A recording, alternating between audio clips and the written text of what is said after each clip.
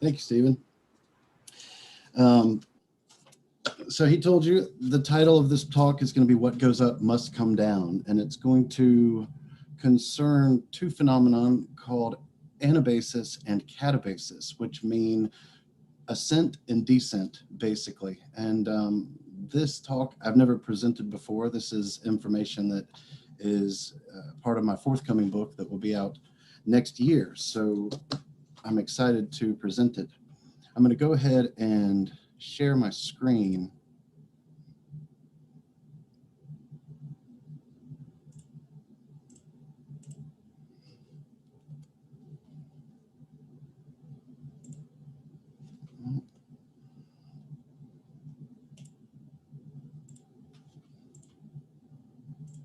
There we go.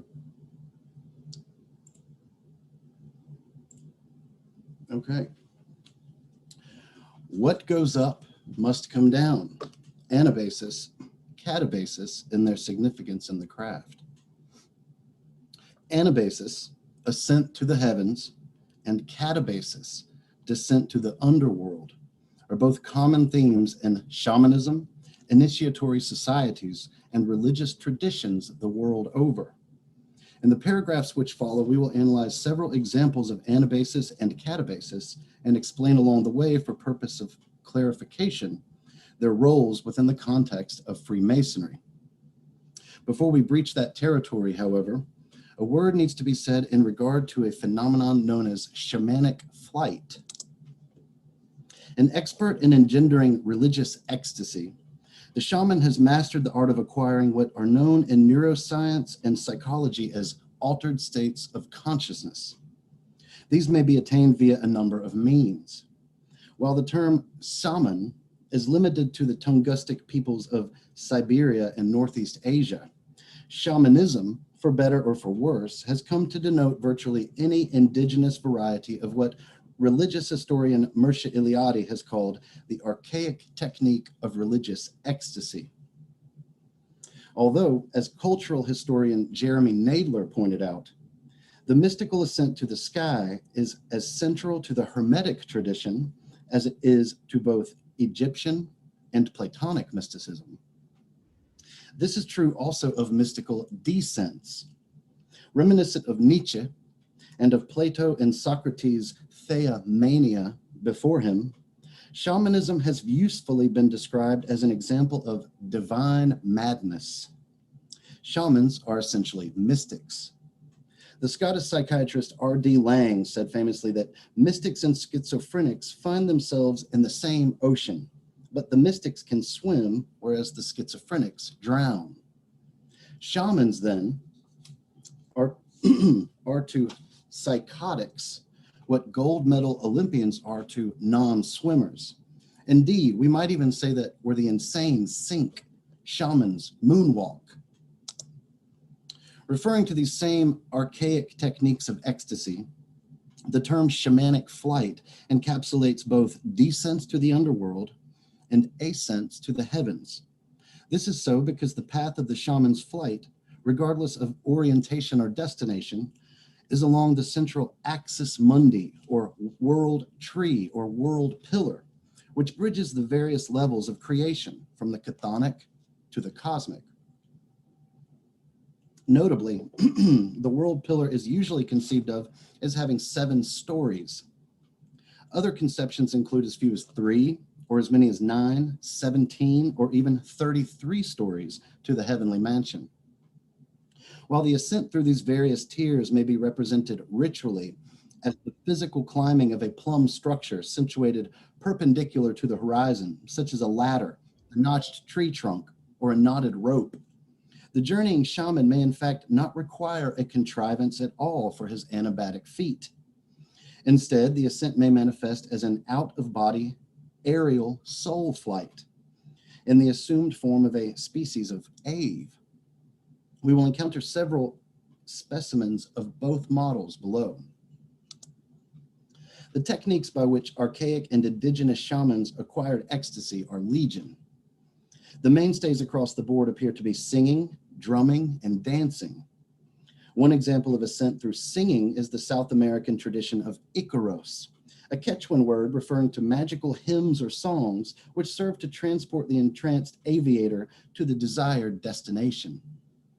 The songs of the Turkic Tuvan shaman from Siberia, known singularly as Algish, on the other hand, recounting his ancestry, birthplace, initiations, tutelary spirits, special abilities, and accomplishments, are all unique to each Tuvan shaman. As a sonic set of spiritual credentials, this ritually recited resume precedes any ceremonial act, be it shamanic journeying, divination, or spiritual and physical healing.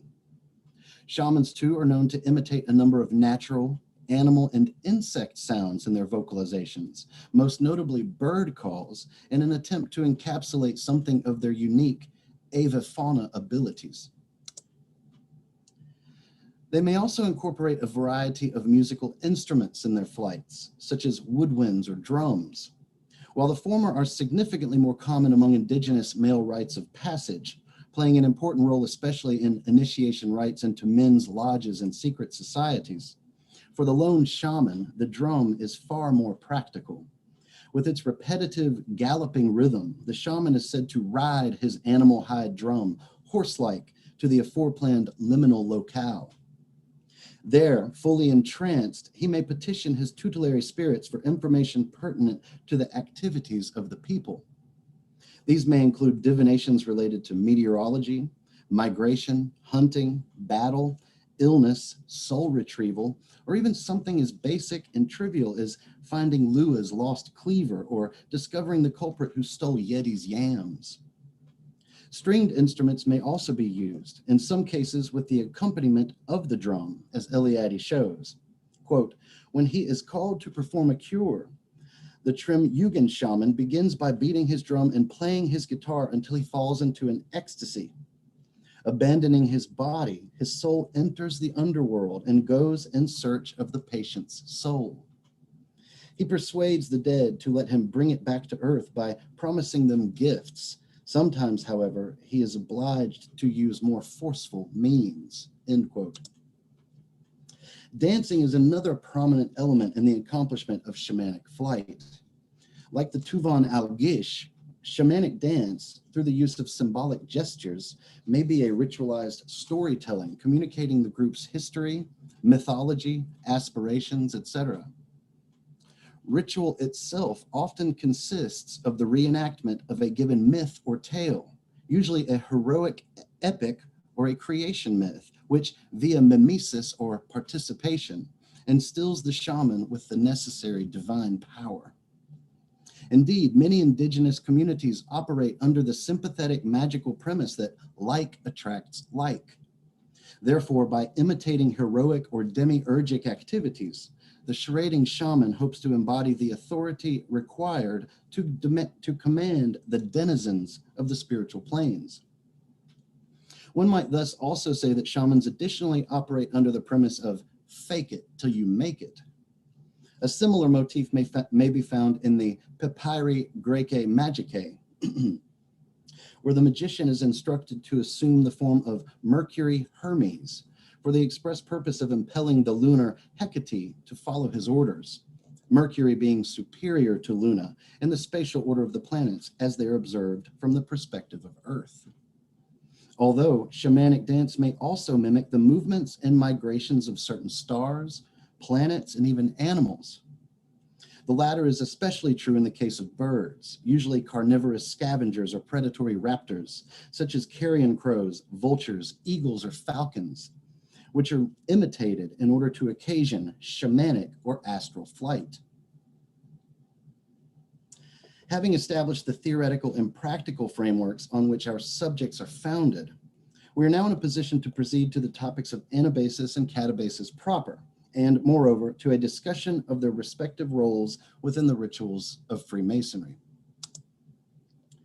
In his New York Times bestseller, Iron John, a book about men, American poet and writer Robert Bly said in regard to katabasis, quote, the mark of descent, whether taken consciously or unconsciously, is the whirlpool, the sinking through the floor, the drop, what the ancient Greeks called katabasis. There's something more than a little frightening about this drop. Our ego doesn't want to do it, and even if we drop, the ego doesn't want to see it. Initiation, then, is finding the rat's hole. The rat's hole is the dark way, the way down and out, end quote. Katabasis is the sudden demotion from a station of life to one existing on a lower topos.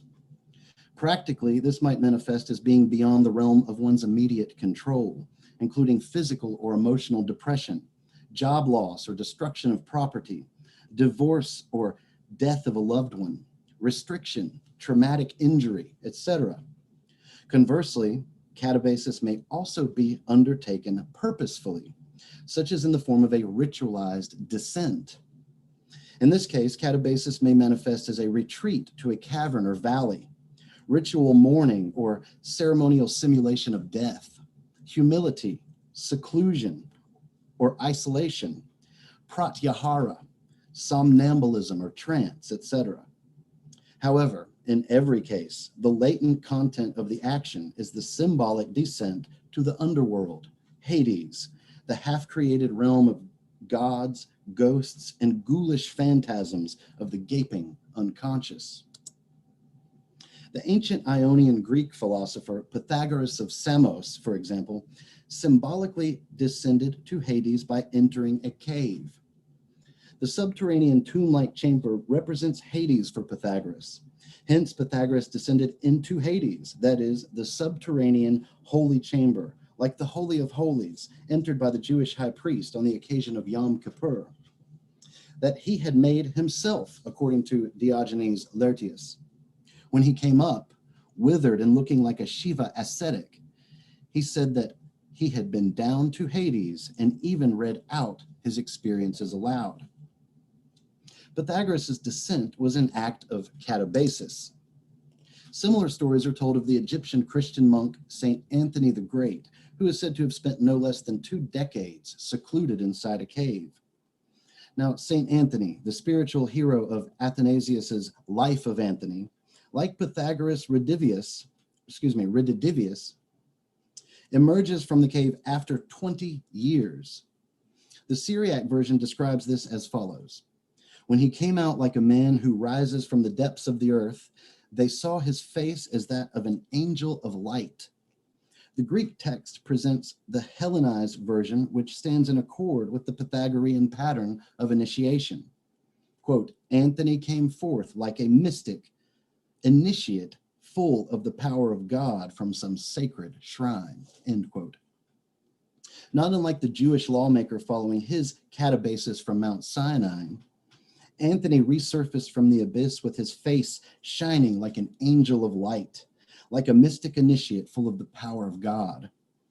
Therefore, in addition to horrific imagery, like its antithesis, katabasis is often associated also with images of light and notions of divination and divinization.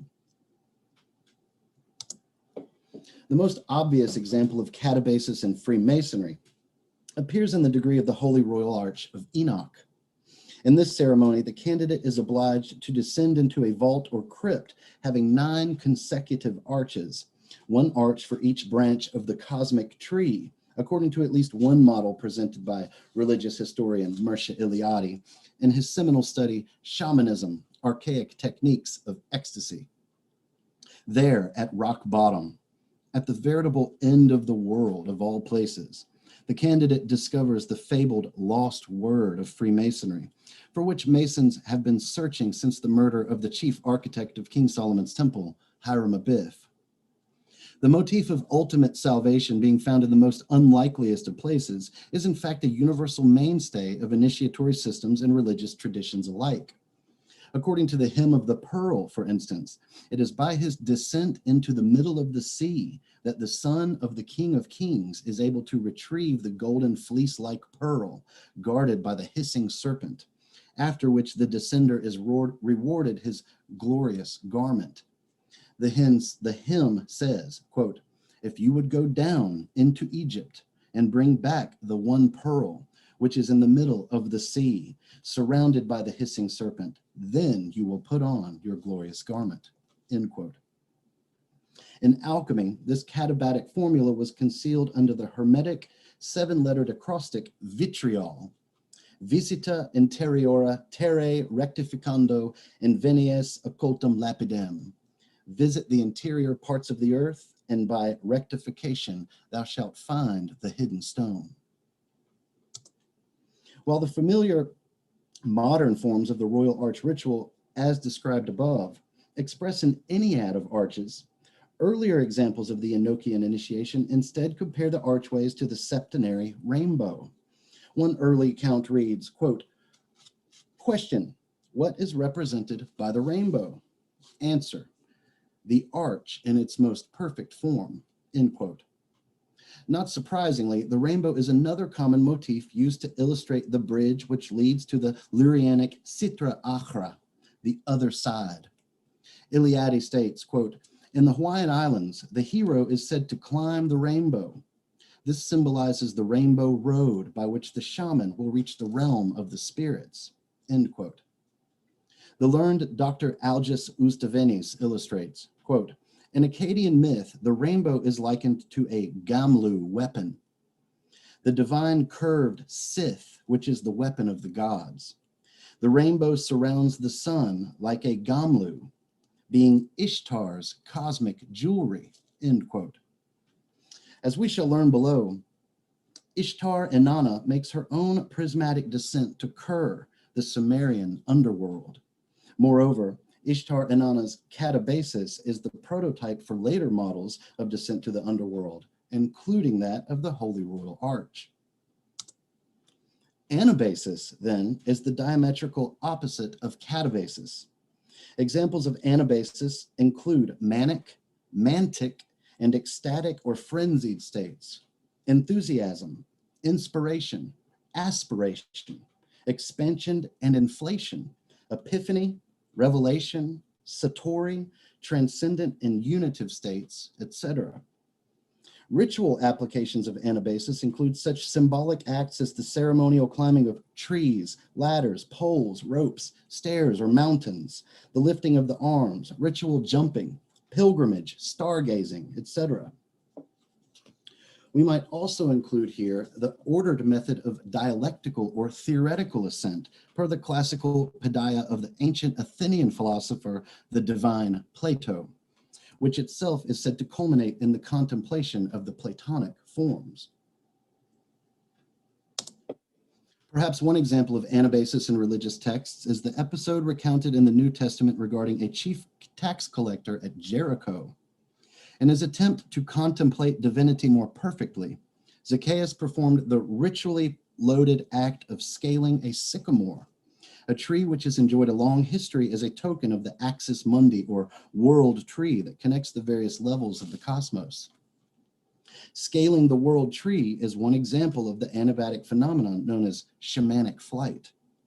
Although in the tradition of Eastern Orthodox Christianity, Zacchaeus' story is read on the final Sunday preceding the liturgical preparation for Great Lent, known as Zacchaeus Sunday. This is so due to the plebeian katabatic significance of Christ's humbling call to Zacchaeus to descend from the height of the tree.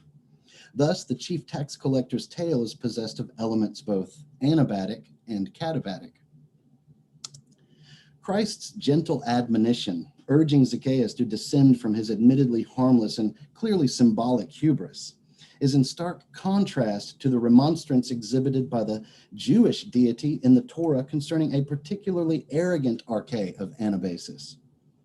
In this well-known narrative, a united post-diluvian people have migrated to the land of Shinar, where they conspire to erect a towering city that will reach the very heavens of Adonai. Incensed by his people's insolence, the tribal deity responded by striking them down, Icarus-like, for the dove-like transgression of flying too closely to the sun. Anabasis, therefore, comes with a caveat, where the humility inherent in katabasis often precipitated upon return imagery associated with angels and illumination. Anabatic aspirations, conversely, apparently aroused anger in and admonishment from authority. This caution may be entirely practical. the pendulum swing being equal and opposite. What goes up must come down. The clearest instance of anabasis within the rituals of Freemasonry is without a doubt in the degree of fellowcraft. In the earliest versions of this degree, the candidate is guided up a flight of 7 steps, alluding to the septenary model of cosmic ascent so common to both shamanism and to many of the world's religious traditions. Once more from Iliade, quote, "The identification of the 7-branched cosmic tree with the 7 planetary heavens is certainly due to influences originally from Mesopotamia. But this does not mean that the idea of the cosmic tree or axis of the world was conveyed to the shamans by Oriental influences. Ascent to the sky along the axis of the world is a universal and archaic idea," end quote. In later versions of the degree, the number of steps were increased, but the underlying latent content of the manifest act remains the same. The ascent up the winding staircase in Freemasonry is a veritable anabasis along the axis mundi, bridging the various levels of the created cosmos. After all, is King Solomon's temple not a microcosmic, fractal-like model of the created world? Of course, as one might expect when treading such liminal soul territory, nothing is quite as up and down as it may at first glance appear. To illustrate, the path of descent for a deity or heavenly discarnate being may not be the same as that taken by an incarnate being. In most cosmological models, men exist in a middle realm betwixt Olympus and Hades, for example. Obviously, a descent for an incorporated man results in his arrival in the netherworld below. A descent for a god or a discorporated soul, however, might land them in either the middle realm or in the underworld. In the Indian archipelago, for instance, Sol himself is requested to descend the 7 steps from his heavenly throne and join the shaman in his mystic rite. Quote, "The sun god is invited to come down to earth by a ladder with 7 rungs. The world pillar had 7 stories, the cosmic tree 7 branches, etc." End quote. In this case, the god's descent is clearly only to the physical plane, but no further. The same is true also in regard to the path of ascent for a discarnate being already in the underworld, such as concerns the myth of Orpheus and Eurydice, for example, and for an incarnate being about to perform a magical ascent to the heavens. They're each clear examples of anabasis, but the starting points and destinations are not the same. Moreover, there are a number of cases of anabasis and katabasis from the domain of mythology, which, like dreams, exhibit a sharp tendency towards enantiodromia, that is, the tendency of a thing to take on the attributes of its opposite. This should come as no surprise considering the post-Jungian observation of the late professor of literature, Joseph Campbell, quote, "Dream is the personalized myth, myth the depersonalized dream," end quote. The Mesopotamian goddess of love and war, Ishtar Inanna, for example, executes a series of descents to Ker, the Sumerian underworld. Note that hers is not a descent to the middle realm, but to Ker. This netherworld is obviously modeled upon the 7 planets visible to ancient cultures, including the Mesopotamians. In encountering the arches of the 7 heavenly orbits upon her underworld descents, Ishtar Inanna would in fact appear to be making a series of veiled ascents. Only in this case, the anabasis may be modeled as being directed inward. That is, her anabasis may indicate a retreat into the innermost core of her own being. Put another way, in initiation, you experience an outwards explosion of normal spatio-temporal boundaries, or conversely, the inwards implosion of pre-birth and post-death worlds into the here and now. The inside is larger than the outside. The contained is larger than the container. Accordingly, you have entered a space which, as an initiate, you apprehend as both larger than and containing that which you left on the outside, and much, much more. One apparent comparandum may be the dynamic role of Kundalini Shakti in Tantric yoga. While the practical modality of yoga involves pratyahara, that is, the turning inward of the senses, and therefore verges on the katabatic. The actual technique and goal of the method includes the raising of Kundalini Shakti along the Sushumna to the Sahasrara chakra. The process is therefore also interpreted as anabatic. In the soulful words of the late jazz musician Herman Poole Blount, better known by his stage name Sun Ra, quote, "Our realm is not based upon highness. Space is not only high, it's low. It is a bottomless pit. There is no end to it," end quote. And that, companions, wraps up my short presentation for today. And I think we have time for questions if there are any.